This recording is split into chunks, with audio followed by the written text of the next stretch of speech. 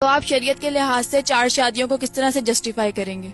دیکھیے، پہلے تو یہ سمجھ لیجئے کہ ایک سے زیادہ شادی کرنا شریعت کا موضوع ہی نہیں. شریعت نے اس معاملے میں کوئی پابندی نہیں لگائی.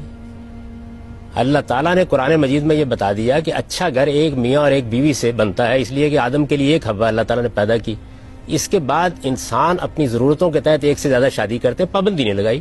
آپ قانون سازی کریں، پابندی لگا دیں، شریعت کو کوئی اعتراض نہیں ہے. آپ کی لگائی ہوئی پابندی غلط ثابت ہو جائے گی، کل اٹھا دی جائے گی. اللہ نے پابندی اس لیے نہیں لگائی کہ وہ لگا دیتا تو ہمیشہ کے لیے لگ جاتی. پابندی نہیں لگائی گئی. جس آیت کا آپ حوالہ دے رہی ہیں اس میں سرے سے تعدد ازواج موضوع بحث ہی نہیں. وہ تو بالکل ایک دوسرے موقع کی آیت ہے.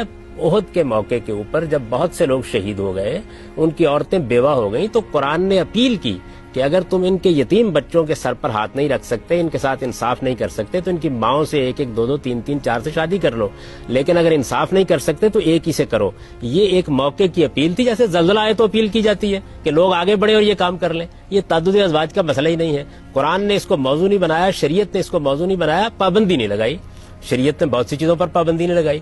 بائیں ہاتھ ٹریفک کے جانے پر بھی پابندی نہیں لگائی. آپ قانون سازی کریں، بسم اللہ قانون بنا لیں. اس وقت پاکستان میں جو قانون بنایا گیا ہے اس میں بعض چیزوں کا پابند کر دیا گیا ہے. مثلا اجازت لینی ہوگی، مثال کے طور پر عدالت کو مطمئن کرنا ہوگا. اس پہ اسلام کو کوئی اعتراض نہیں ہے. دیکھیے، یہ سمجھ لیجئے کہ کچھ چیزیں ایسی ہیں جس پر اللہ پابندی لگا دیتے ہیں، اور کچھ چیزیں ایسی ہیں کہ ان کو وہ چھوڑ دیتے ہیں. وہاں آپ حالات کے لحاظ سے قانون سازی کریں.